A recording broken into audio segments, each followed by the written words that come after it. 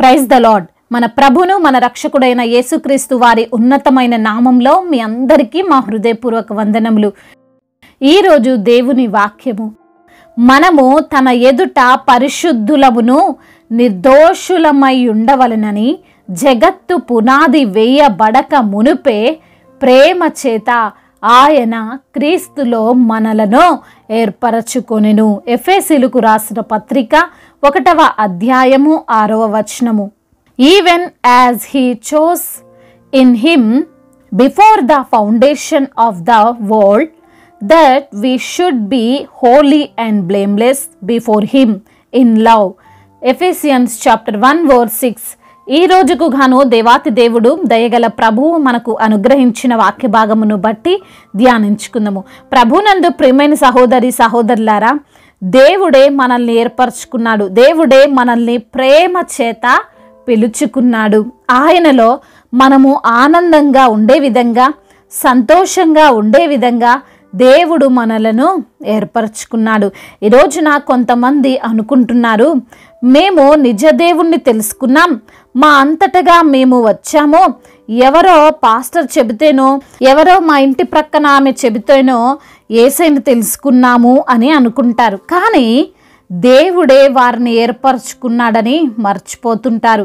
ఎప్పుడంటే అప్పుడు ఆయన చెయ్యి వదిలివేసి వెళ్ళిపోవడానికి మీరు ఆయన చేతిని పట్టుకోలేదు, ఆయనే మీ చేతిని పట్టుకున్నాడు. ఈరోజు నా బహుశా నీ యొక్క భవిష్యత్తుని గురించి భయపడుతున్నావా? నీ కుటుంబం గురించి కలవరం కలిగి ఉన్నావా? నీ ఉద్యోగం కోసమో, నీ వ్యాపారం కోసమో, నీ పరిచర్య గురించో బాధపడుతున్నావా? వివాహం కావడం లేదు అని ఆలోచన చేస్తున్నావా? దేవాతి దేవుడు నీ పట్ల గొప్ప ప్రణాళికను కలిగి ఉన్నాడు. ఆయన నిన్ను ఏర్పరచుకున్నాడు. మనము ఇంకా బాగా లేఖన భాగమును అర్థం చేసుకోగలిగితే ఆయన ప్రేమ చేత మనలను ఏర్పరచుకున్నాడు అని భక్తుడు అంటున్నాడు. కొంతమంది మనుషులు మనల్ని ఏర్పరచుకుంటారు, కావాలని ఏరికోరి మరి మనల్నే సెలెక్ట్ చేస్తారు. అది వివాహ విషయంలో కావచ్చు, ఉద్యోగ విషయంలో, మరి ఏదైనా పనికి సంబంధించిన విషయంలో కావచ్చు.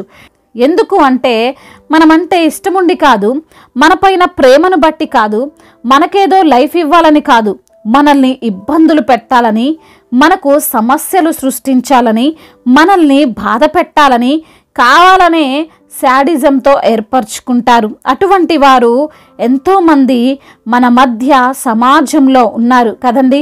కావాలనే బాధించడానికే మనల్ని ఎన్నుకుంటారు. కానీ దేవాతి దేవుడు, సజీవుడైన దేవుడు, సర్వశక్తిమంతుడైన దేవుడు మనల్ని ప్రేమతో ఎంచుకున్నాడు.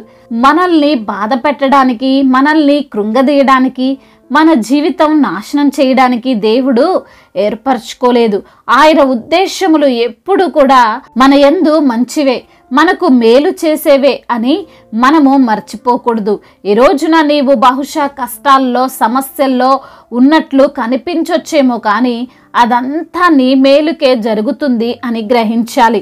బైబిల్ గ్రంథంలో బాప్తిసమిచ్చి యోహాను గురించి మనము ఆలోచన చేస్తే దేవుడు అతని ఎడల కలిగి ఉన్నటువంటి ప్రణాళిక, ఆయన ఏర్పాటులో ఉన్న ఉద్దేశము ఏమిటో మనం చూడవచ్చు.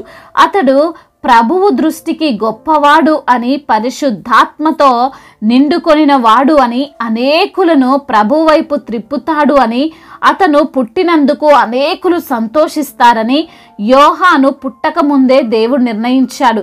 ఎక్కడైనా దేవుడు యోహాను ఒక దొంగ కావాలనో, ఒక నేరస్తుడిగా ఉండాలనో, హత్యలు చేసేవాడిగా ఉండాలి అనో నిర్ణయించాడా?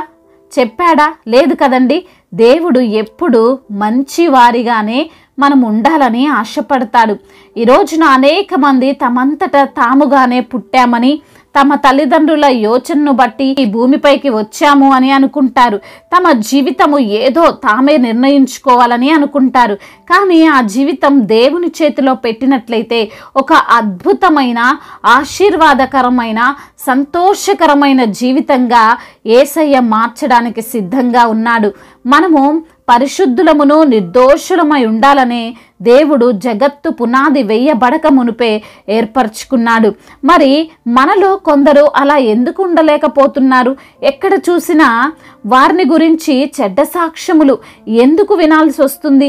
వారి యొక్క పరిశుద్ధత విషయంలో ఎందుకు వారు తప్పిపోయారు అంటే, వారి యొక్క జీవితాన్ని వారి చేతిలోనికి తీసుకోవడానికి ట్రై చేస్తున్నారు. నా జీవితం నా ఇష్టం, నేను ఇంతే ఉంటాను అని అనుకుంటున్నారు.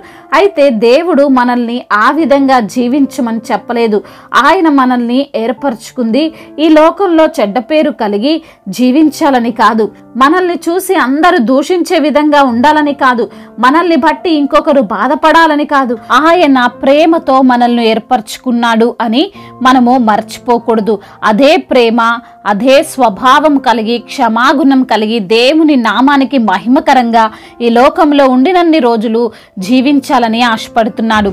కాబట్టి ప్రియమైన సహోదరి సహోదరులారా, నీ భవిష్యత్తును గురించి కంగారు పడకు. దేవుడు మంచి ఏర్పాటునే కలిగి ఉన్నాడు. మంచి కార్యాలే నీ జీవితంలో చేస్తాడు. అదే సమయంలో ఆయన కోరినట్లు, ఆయన తలంచినట్లు మనం జీవించాలి. మన జీవితాన్ని ఆయన చేతిలో పెట్టాలి. అప్పుడు అద్భుతాలు మనం చూడవచ్చు. దేవుడి మాటలను దీవించి మన హృదయములో ఫలింపచేయునుగాక. వాక్య భాగమును బట్టి ప్రార్థించుకుందాము.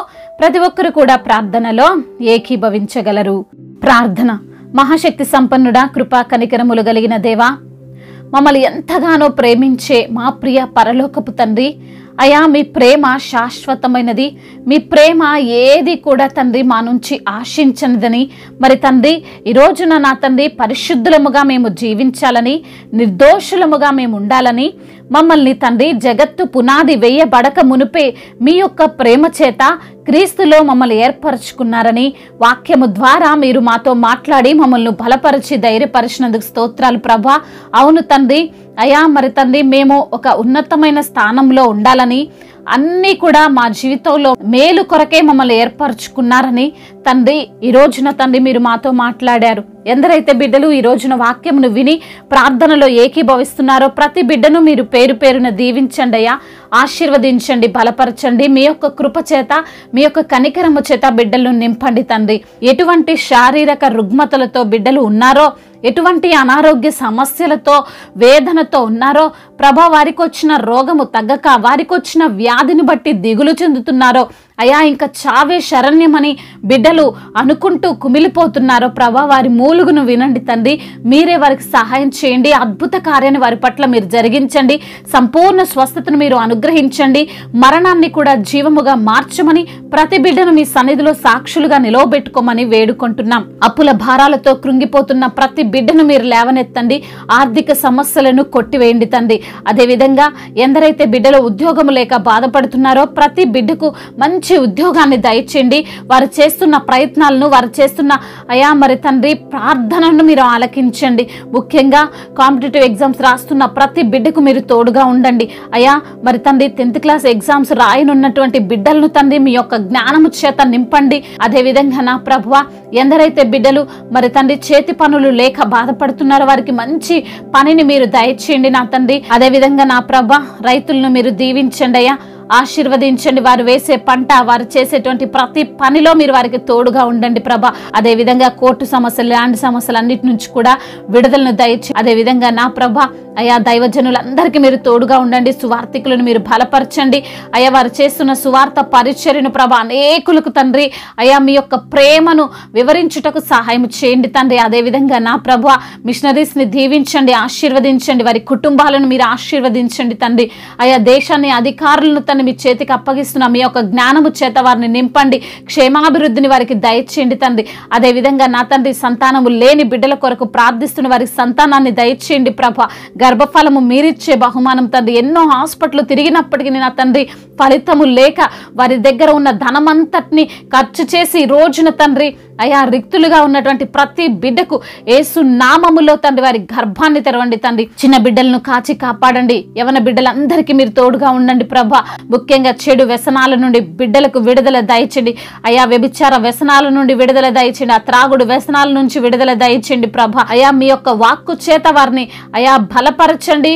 మీ యొక్క వాక్కు చేత వారిని పరిశుద్ధపరచమని బ్రతిమిలాడుకుంటున్నాం తండ్రి. ఈ రోజున ప్రయాణాల్లో ఉన్న ప్రతి బిడ్డకు మీరు తోడై ఉండండి ప్రభా. ప్రతి యొక్క కన్నీటిని తుడిచి నాట్యంగా మార్చండి, దుఃఖమును సంతోషంగా మార్చండి, వేదనను సంతోషకరంగా మార్చమని, ఇంకా ప్రవ్వ లేనిపోని గొడవలతో మరి ఎందరైతే ఉంటున్నారో ఆ గొడవలన్నిటిని తీసివేసి సమాధానపరచండి, శాంతిని దయచేయమని బ్రతిమిలాడుకుంటూ తండ్రి ఇంతవరకు చేసిన ప్రార్థన అంతటిని మానాథుడు సర్వశక్తిమంతుడు సజీవుడైన యేసుక్రీస్తు వారి బలమైన నామంలో ఈ ప్రార్థనను అడిగి వేడుకొని పొందుకొని ఉన్నాము మా ప్రియ పరలోకపు తండ్రి, ఆమేన్. ఈరోజు పెళ్లి రోజు మరియు పుట్టినరోజు జరుపుకున్న వారందరినీ దేవుడు దీవించి సకల మేలులతో ఆశీర్వాదములతో కృపాక్షేమములతో శాంతి సమాధానముతో దేవుడు మిమ్మల్ని నింపునుగాక. మీ యొక్క ప్రార్థన అవసరతలను మాకు తెలియజేయగలరు. మీ కొరకు మేము తప్పక ప్రార్థిస్తాము. మొదటిసారిగా మన యొక్క ఆదరణ వాక్యం చూస్తున్నట్లయితే తప్పకుండా సబ్స్క్రైబ్ చేసుకోగలరు. ఈ వాక్యము మీకు ఆశీర్వాదకరంగా ఉండినట్లయితే అనేకులకు కూడా ఈ వాక్యాన్ని పంపి మీరు కూడా దేవుని యొక్క రాజ్య సువార్తలో పాలిభాగస్తులు కావాలని దేవుని పేరిట మనవి చేసుకుంటున్నాను. May God bless you all. దేవుడు మిమ్మల్ని దీవించి బలపరచి స్థిరపరచునుగాక.